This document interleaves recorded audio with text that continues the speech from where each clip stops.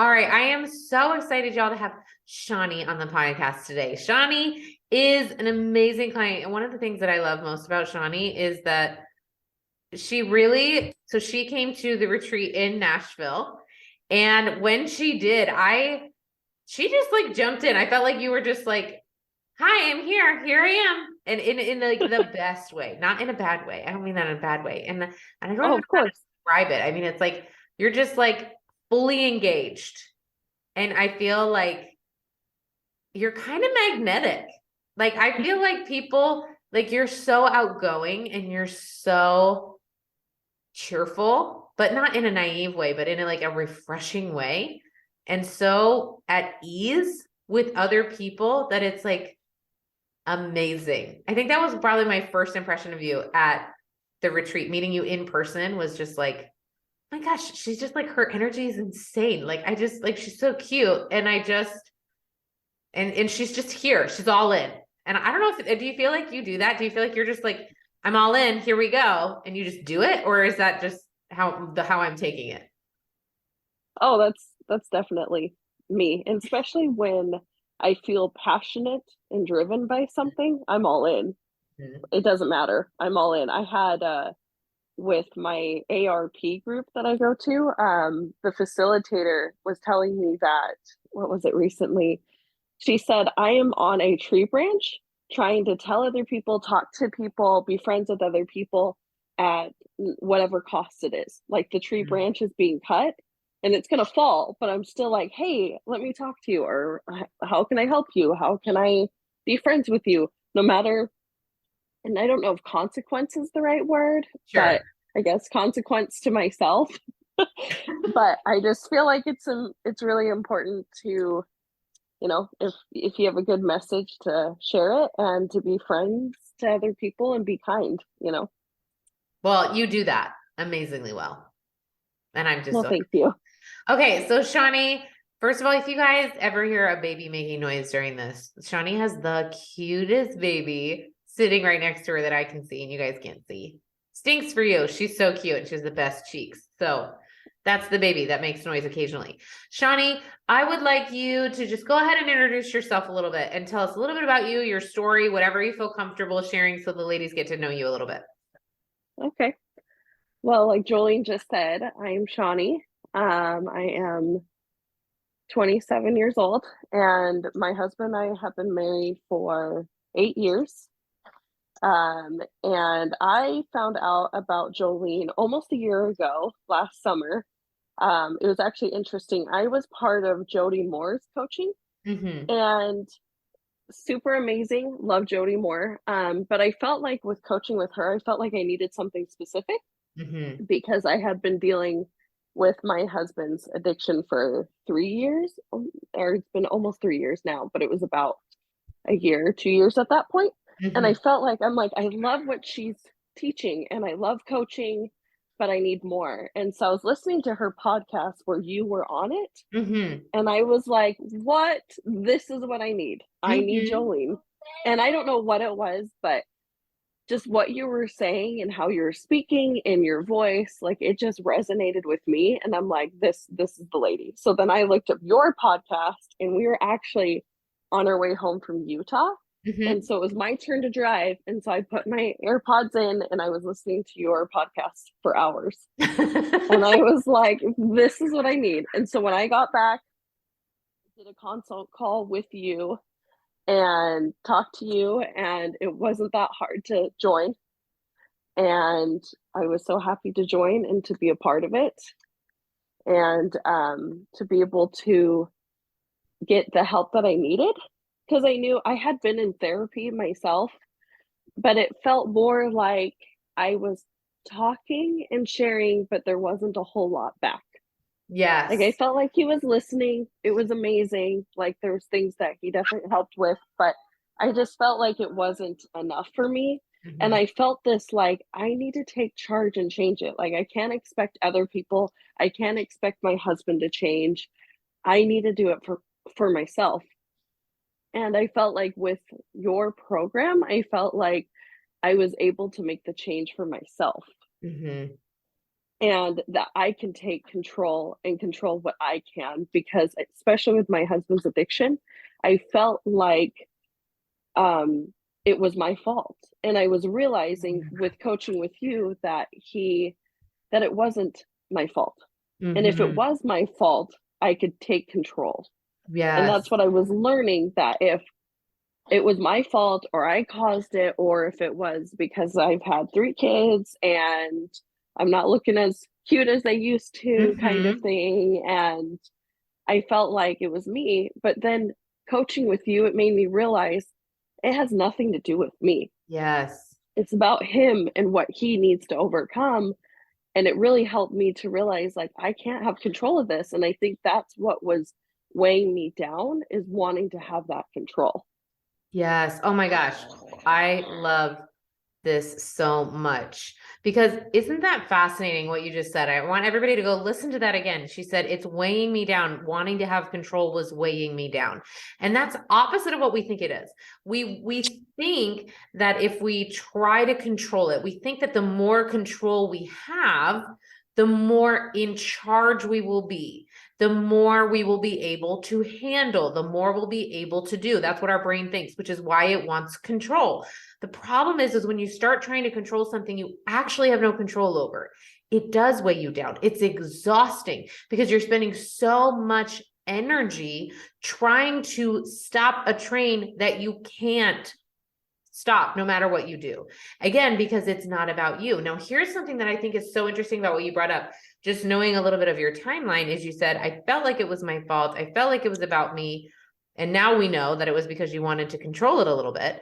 But I'm curious, is like, isn't it fascinating that your brain still thought it had something to do with you, even though he told you that it started way before you even met? And I just know Oh, that yeah. just from your story. So I know that, but like you knew like his pornography problem started long before you were even in the picture. And yet Oh, your yeah. brain still thought it was about you, even knowing that. Oh, yeah. And it took me a while to, like, understand that. Like, I think logically, my brain was like, "Okay, it started before me." But I think in my heart, I just felt like, "How is it not about me?" Yes. Like, I'm his wife, and he's doing this, and he's looking at other women, and he's not having the cleanest of thoughts. And it just made me feel like, how can it not be me? And I feel like coaching with you and just really discovering that I can't control it and it's not about me made me, like, free. Like, Mm, it made me let go of that burden yes. and Oh, of that. And I felt like I was taking on his burden, and a little bit like I was taking on his mistakes. And, yes. like, it was, to some degree, it is our problem that we're working through. But Mhm. this is how I look at it, is we're both in recovery. Mm, He's recovering from his addiction. I'm recovering in the way of healing yeah. and processing my feelings. And so I feel like we're both on this recovery path, but in different ways. Mhm. But we could still be together on it. But I also know that no matter what I do, no matter, I know for a long time, and I know there's other women in our group that have struggled with this too, but there's a long time, like, my husband had Covenant Eye on his phone, Mhm. and I would get the reports because in the very beginning when we met with our bishop, the bishop was like, okay, well, they can send the reports to you. And I felt like I had to be his accountability partner, Mhm. because that's kind of the impression I got. And it was so hard because every time I would open the report, my heart would just sink Yes. every single time. And it just gave me so much anxiety and so much pain. And I'm like, I can't do this anymore. And talking to the ladies in my ARP group, they're like, you can't be his accountability partner. But it wasn't until coaching with you that I realized that I couldn't do it anymore. Like, it wasn't going to change anything, and that I couldn't be responsible for him because I was too close to the situation. Mhm. That he needed somebody else, and that's why he has a therapist, and he has his ARP support group, and he has guys that he can talk to. And so it's been really freeing, not having to needing to constantly look at it. Mhm. I love it. And I love that you brought this yeah, up. this is something that actually Allison brought up on her interview with another one of my clients. So she was talking about the same thing, is she used to do that same thing. And here's what I want to make sure that everybody understands. If you are the accountability partner for your spouse right now, I want to suggest that you stop. Not in a naive way, not because it's better for you to just pretend like it's not happening. That is not what I'm saying. That's not what Shawnie is saying. It's not what Allison was saying. What I'm saying is that you recognize that, and when I coach with women, what I really focus on is, okay, why do you want to do it? What is the reason behind it? And again, it goes back typically to this kind of false idea that you have some sort of control, or that it'll make you feel better if you actually know what's going on. And both of those are just a false reality. Neither one of those actually produces what you're actually hoping for. And what it does is it actually brings up a whole lot of stuff you don't typically have tools to deal with, like that sinking feeling in your stomach every time you open it up. And when you don't know how to handle it, when you don't have the tools to process it, then you're just digging yourself into a deeper hole. Now, I am always going to recommend that women are not the accountability partner for their spouse for so many reasons. However, I just want to make sure that you guys hear me when I say it's not because I want you to pretend like it's not happening. I want you to face it. I just want you to do it on purpose. And that never happens when it's coming up as a consequence of looking at an app on a phone. Then you're reacting in the moment, not intentionally working through the beliefs and the thoughts that you have about yourself, which is what you struggle with when you see it. Does this make sense? Am I speaking English? Yeah. Okay. Yeah. Well, and I think it helped. I feel like for me, I wasn't able to fully continue on my healing path looking at it. Yeah. And I felt like we've talked about this many times about trusting on purpose. Yeah. No matter what the outcome is, like you and I've talked, my husband had to get a work phone with this new company he started. And there is no blockers. There's nothing. I don't even check it. I don't anything. Every once in a while, we may have a conversation about it. Like he's admitted before he's had thoughts that he can go look things up. But I feel like it has set me free and it's helped our relationship to trust him on purpose.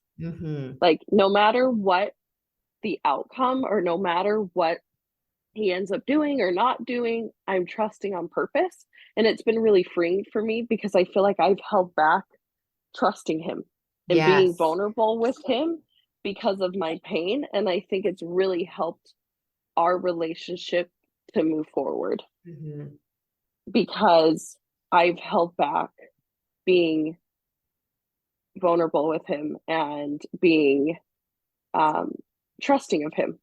Yes. And it's just, so I'm just deciding to show up on purpose, that I'm trusting him no matter what happens. But I also trust myself that if he relapses, that I have the tools that you've taught me to be able to work through that. Yes. And to work through those feelings and that hurt and that pain and to process it. And I think sometimes I doubt myself, like, really, have I come further? Have I not? But many times that we've talked, I'm like, I really have processed through this. Like, I really have worked through this and processed these feelings. And it doesn't bring up a bunch of negativity anymore as it used to. And so I think, especially having the tools and being able to trust yourself that you can handle it. And I think that's been part of my issue is trusting myself, you know, and that's also what I'm doing is giving myself trust and my spouse trust. I love this. I love it so much because it really is and I think you were there for my How to Trust masterclass, right? You've watched that and you were there. Yeah. And if you guys don't know what I'm talking about, you can come join my program. You get access to a class that I taught in the fall and it's called How to Trust. And really on the last day, I was talking about really the secret that I have found to trusting other people is actually the ability to trust yourself, because it's one of the reasons we hold back from trusting other people, including a spouse, especially someone who has quote unquote broken our trust or lied to us a lot of times, and our brain says, I shouldn't trust this person. What we're really afraid of is what happens if I trust them and then they do the thing that I don't want them to do. What if I trust them and what they're saying and then it turns out they're lying? Well, what we're really asking is what will happen to me if that happens? But if you trust yourself to be able to handle anything, if you know how to handle things, if you know how to process your feelings, if you know how to manage your mind, then you can trust yourself in any situation. And then it makes it so much easier to trust other people. The problem is that most of us don't know how to process our feelings. We don't know how to handle life really, because there is not that class. That's what I always say. I'm like, we take trigonometry and we take algebra, and my kids are in some kind of Common Core math that makes no sense. And you take all of these classes throughout your life, and there is literally no class that's like what to do when crap hits the fan. That class does not exist, and it should. That's the class we need. It's like what to do when your husband admits a secret pornography problem, what to do when your kids say they hate you and want to move out. Like, it's like, there is no class for that. And what the class is coaching. It's how do I handle this? How do I work through the thoughts, the feelings, all the fear, all the anxiety, all the worry, all the shame, the guilt, the embarrassment? How do I work through all of that and still be a functioning adult? That's what I can't figure out. Right. And that's what we do is we figure out how to work through all of that. So all of that is not a problem. And once you realize that, then you can handle anything. Then it's almost like you can live your life without fear because there's nothing to be afraid of. Exactly. Well, it reminds me what you always say is worst case scenario, you just feel a feeling. Mm-hmm. And it's just, that has been really freeing to me. Like it's just a feeling and that's okay. And I can work through that feeling and process that feeling. And I feel like one of the other big things that's really helped me was I would take what I felt as my identity. Like I have anxiety instead of, so I've been changing it myself is I feel anxious. Yes. And there's times that I've had where I said, I feel like I'm failing as a mom or I failed as a mom. And instead of saying, you know what, I feel like I'm failing as a mom today, you know, and to me, it felt like it wasn't as deep or as permanent. Yes. Versus saying I am. Like it just seems like what you already screwed up. Might as well just give up, you know? Yep. And I think that has been really freeing to me. And I think it's really helped knowing that my thoughts create my feelings and I can have control of my thoughts and I can work through my thoughts. And I love in your coaching, it's just amazing. There's sometimes you'll ask something in the chat, we'll say one word, and from one word, you're able to like get all of this stuff out of us. There's been so many times you'll say, okay, describe whatever, and I'll say one word, and then you're like, okay, Shawnie, what do you mean by that? And I'm like, what? Okay. And then you say it and you just pull it out. And I don't know how you're just an amazing coach that way. And that's one thing. There's so many things that just from one word, I'm like, wow, I didn't realize that feeling was underneath, or that was what I was going with, or that's the thought I had. And it's just been mind blowing to me of how amazing. And that's what I love about coaching. For me, I think therapy is great as well, but I think coaching is more specific. And that's why I felt like when I was doing coaching with Jody Moore, it felt more in general, which was great. But I kept feeling like I need something else. So listening to your podcast, I was like, that's what I need. I need Jolene in my life. I know, right? And I was 100% correct because it's just, you need to invest in yourself. You know, I know for me, like I was pretty sticker shocked by the course and whatnot, but do I look back and miss that money? Not really, because it feels like an investment in myself, because I didn't want to feel the way that I was feeling anymore. I didn't want to be stuck in this pattern of hurt all the time. I knew that I needed to do something for myself. And I knew I needed to do it for myself and for my kids and for my husband. And I know that through this program, it's actually helped me have a closer relationship with my Heavenly Father too. and that I've been able to grow spiritually stronger because I've been able to work through a lot of pain and hurt, and even pain and hurt I've had with Heavenly Father. Like, hey, why did this happen? What is Yes. going on? Hmm. And it helped me to realize more of his plan and what he does, and how to forgive people, and Hmm. how to I love your masterclass right now with forgiveness, and it actually really helped me what you said, was it yesterday or the day before, but I felt like when you forgive somebody, it's releasing you Yeah. of that hurt and pain. Like, the Hmm. other person doesn't even need to know that you forgave them. And I think that really helped. And that doesn't mean that you have to trust them, or Yeah. you don't need boundaries up. Like, you can forgive somebody, but it's more for you to release that hurt and that pain and that burden you're carrying around, versus forgiving them doesn't make it okay. Like, what they Right. did was okay. It just Right. helps free you, and helps you to be able to move forward, Hmm. and to be able to um, just be happier. You know, I want happiness. I don't want um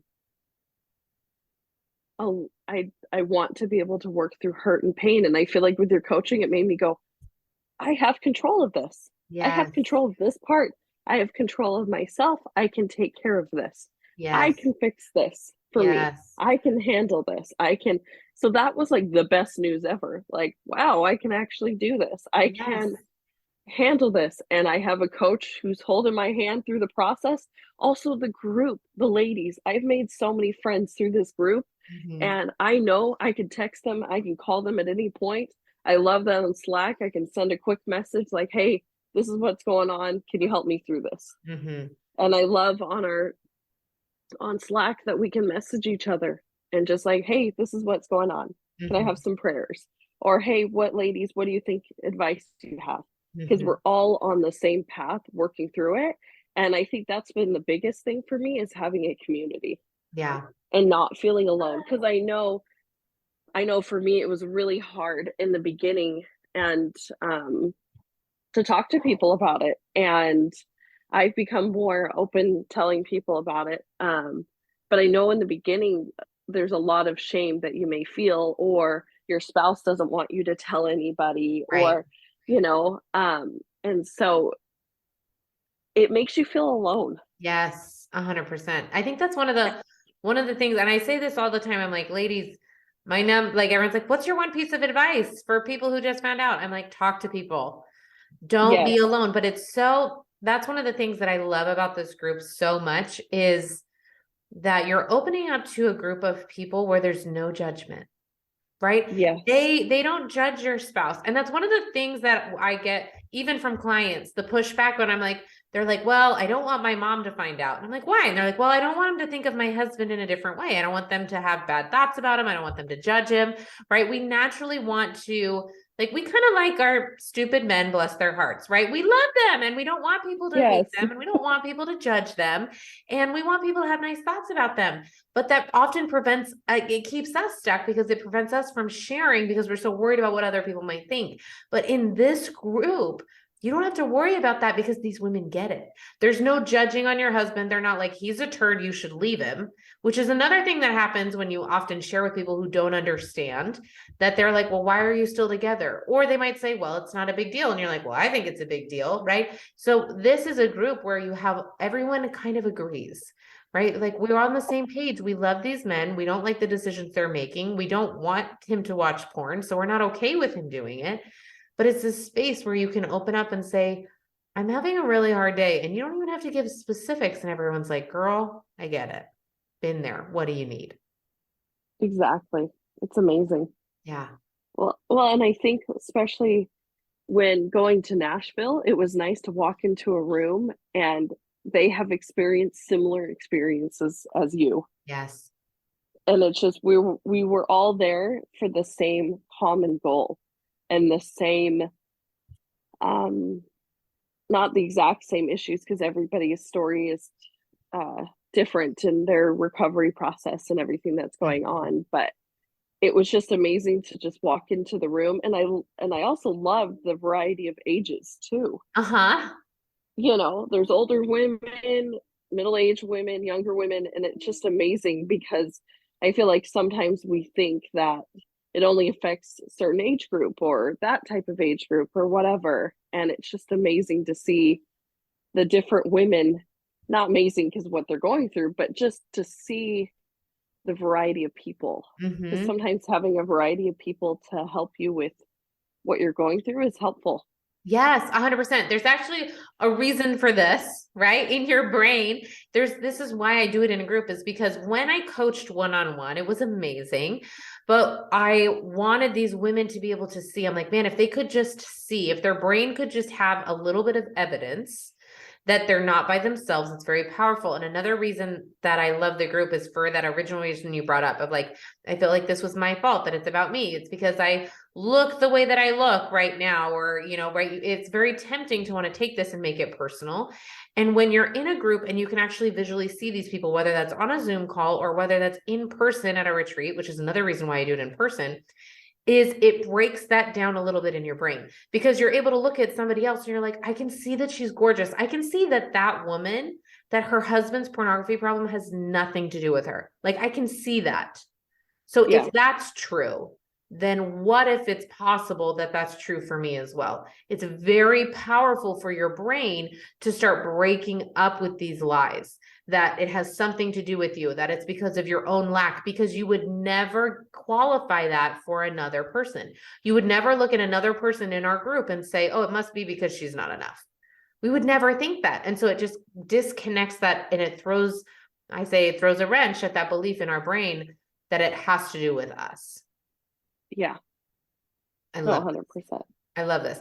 I love that what you just said is just a few minutes ago, you were talking about how the cool thing about coaching, which is what I like too, is the shift from focusing on what you can't control to what you can control. Right. And I talk about this all the time, but our brain is constantly trying to control things that we have no control over. And what it's trying to ultimately figure out is how to shift how you feel. It's like, I feel a mess. I feel anxious. I feel worthless. Why do I feel worthless? Oh, it's because my husband's watching porn. So therefore, let's try and change that. Let's put on the apps. I'll be his accountability partner. I'll lose weight. I'll change my hair. I'll make sure the house is always clean. I'll try to reduce his anxiety. I'll try to be as supportive as I possibly can, all trying to change the circumstance, which is something we can't actually change. And we exhaust ourselves trying to change that circumstance so that we feel better, so that we don't feel worthless, so that we don't feel ashamed, so that we don't feel inadequate or whatever it is that comes up. And when you shift that and you learn how to focus instead on what you can control, which is your thoughts and your emotions, and how to process those emotions and retrain your brain to think something new, that's when your life does open up and you feel more free, because you're not focusing so hard on something you cannot change. Exactly. And it's just exhausting Yeah. trying to change something or control something that you can't control. Mm-hmm. Well, and I feel like with my spouse, do I really want to control what he's doing, or would I rather have him do it in the way that he wants to in his own free will, you Ooh, know, fascinating. Oh, I love this. instead of, because if I'm in control of it and I'm controlling it, is he really doing it for himself? I Mm-hmm. rather have him want, hi, buddy. I rather have him do it like how he wants to do it, you Yes. know? Oh my gosh. I love that you brought this up. This reminds me of the example that I always give of my husband giving me compliments. I know you guys are tired of the story, but it's such a good example. When I Oh, it's asked such a my good husband to example. give me compliments, I was like, all right, I'm not feeling good. This is a classic look, guys. I'm just like you. Celebrities, they're just like us. It's like I wasn't feeling good about myself. And I was like, why not? Oh, my husband hasn't complimented me enough. Solution, I'll try to change the circumstance. So I ask my husband, please, can you compliment me more? And he starts doing it. And my thought was not, oh my gosh, this is amazing. I feel so much better about myself. It was, he's only doing that because I asked him to, and he doesn't really mean it. And if he really meant it, he would have thought of this himself. That's exactly what you're talking about. Like, we think that what we want is our husband to stop watching porn, but do you want him to do it out of obligation? Do you want him to do it? I know there are probably some of you who are arguing with me on the other end of this podcast thinking, I would take it. I would take him doing exactly what I wanted him to do out of obligation. That sounds great. I'll take it, right? But really ask yourself, do you want him to do it because you're controlling him and forcing him to do it? Or do you actually want him to not want to? Do you want him to do Right. it for him? Like, as wonderful as it is for the part of us really wants to be the reason. Part of us, that dreamy romantic parts of us, really wants us to be the reason he stops. We want to be enough of a reason. I want to be enough of a reason that he stops. I want him to love me enough to stop. I want him to respect me enough to stop. These are all things I've heard my clients say. The problem with Yeah. that is that you are tying yourself to his choices.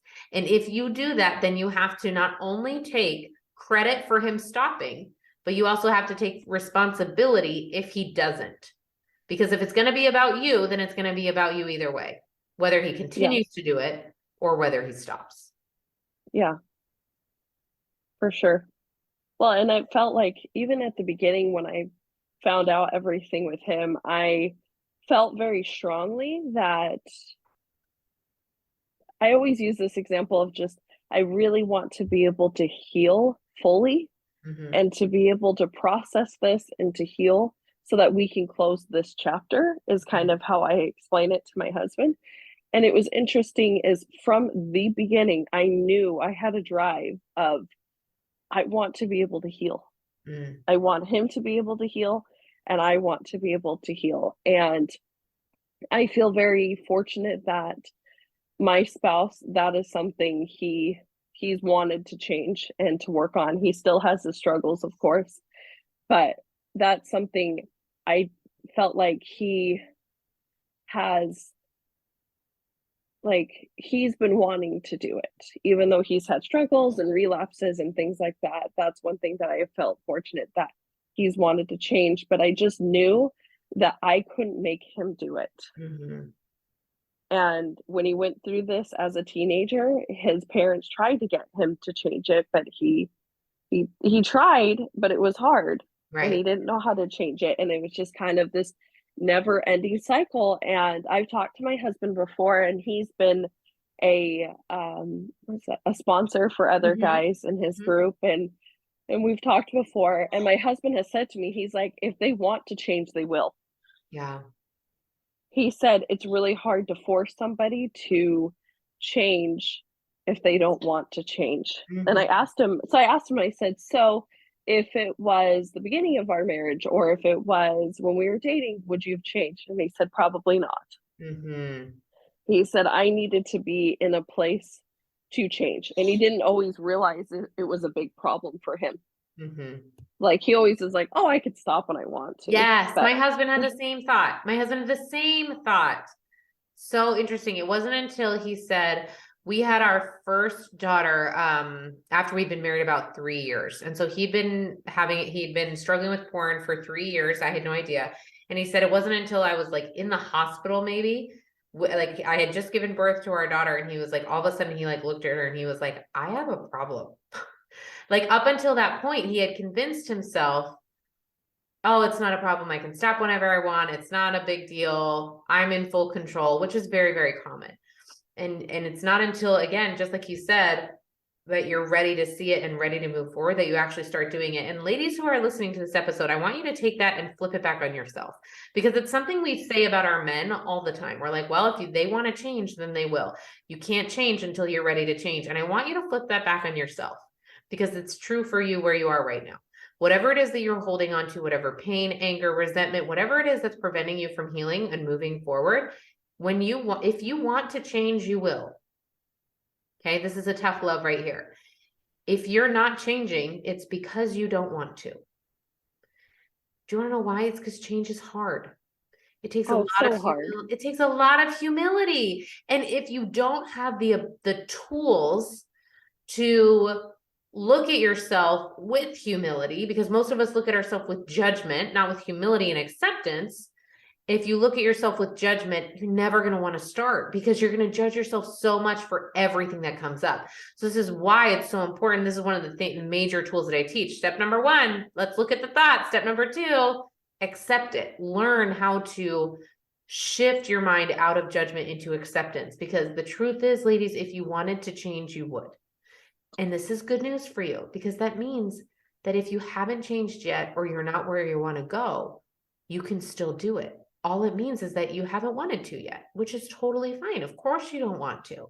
It's hard. It's different. Your brain doesn't want to do hard and different. Your brain wants to stay in the cave and be exactly where it is. It's not a problem as long as you're okay with it. And if you're not okay with it, then this is the best news ever, because it means all you have to do is make the decision that this is what you want to do next. 100%. I love this. Okay, Shawnie, any parting words of wisdom or things you just really want to say to all of the women who are listening to you right now? I think with Jolene's program, I think it just really helped me to be able to let go of the control and to really focus on myself more than my spouse. And no matter what your spouse does, you can be okay. If you work on yourself and you work on your healing and your progress, no matter what is going on around you, your spouse or whatever is happening in your life, you can be okay and you can have your own back. Yeah. And having this group, you have other ladies. Oh, my daughter just turned off the light. Having this group, you have ladies behind you that can help you, so you're not alone. Because that was the biggest thing, is in the beginning for me, I just felt really alone and I felt like I didn't have anybody, and I knew I didn't want to stay that way. I'm like, I need to surround myself. And so having this group, especially, like, I think that's one of the biggest things for me, is being able to call up anybody in the group and to be able to message Jolene on Slack and know that I'm not alone, no matter what. No matter if I have a bad day and I'm like, you know what, I want to control this, or I want to do this, or I go back on thoughts that I've had old thoughts about, I know that I can be like, okay, Jolene, recenter me, help me. and I do, and we're good. Oh yeah. Well, and it's like with your coaching, like you explained this in Nashville, is why we do coaching calls twice a week, is because it takes our brain time to fully understand a concept. And that's why it's good to be coached every week, a couple times a week, so that you can have a refresher for your brain, because it takes time for these things and these concepts and these processes to be able to sink in. Yes. And so being able to, go ahead. I was gonna say, it's kind of like learning how to drive. Like, if all you ever did was take driver's ed and they were like, all right, go drive, and you just drove one time, then you didn't drive again until like 6 years later, you don't almost have to like relearn it. The thing that makes you good at driving is when you keep doing it. Well, plus, you're like, actually, that doesn't make you a good driver, but you get what I'm saying, right? It gives you the ability, you feel confident behind the wheel of a car, not because you did it one time, but because you keep doing it, right? If you didn't get back up on the bike every time you fell over, if you just like tried to ride a bike once and you fell over and then you stopped, then you would never learn how to ride the bike. The thing that makes you better at riding a bike is the practice, is the continuation, is to get up and do it again every time you fall off. That's what coaching is. It's our brain has a certain pattern. It's connected these neural pathways in our brain. And when you are trying to retrain your brain, the more frequently you do it, the easier it becomes. So you're not starting over every time. Yeah. Oh yeah, 100%. And even if you feel like it's starting all over again, that's okay. That's why you have this group, and that's why you have Jolene to help recenter how you feel, because I've had days where I'm like, wow, I'm doing really good, and other days I'm like, wow, I am not doing as well. But then coming to the group and the coaching calls has really helped. And being able to, another thing for me is I love that you record it so you can go back and watch it. There's been many times you've coached me and you'll always say, don't take notes, you can rewatch this later. I want you to like absorb this. And so there's many times I'm having to go back and rewatch what you coached me on, or other people have been coached on, to take notes to really help myself. So it's like you have that kind of that hard copy to look at too. And your modules and your videos. Oh, so helpful. I'm so glad. Well, I'm so glad that you're here. Thank you so much for coming and sharing your story today. I know that there's going to be someone that just needed to hear your story. So thank you for sharing it. You're welcome. Thanks for having me on.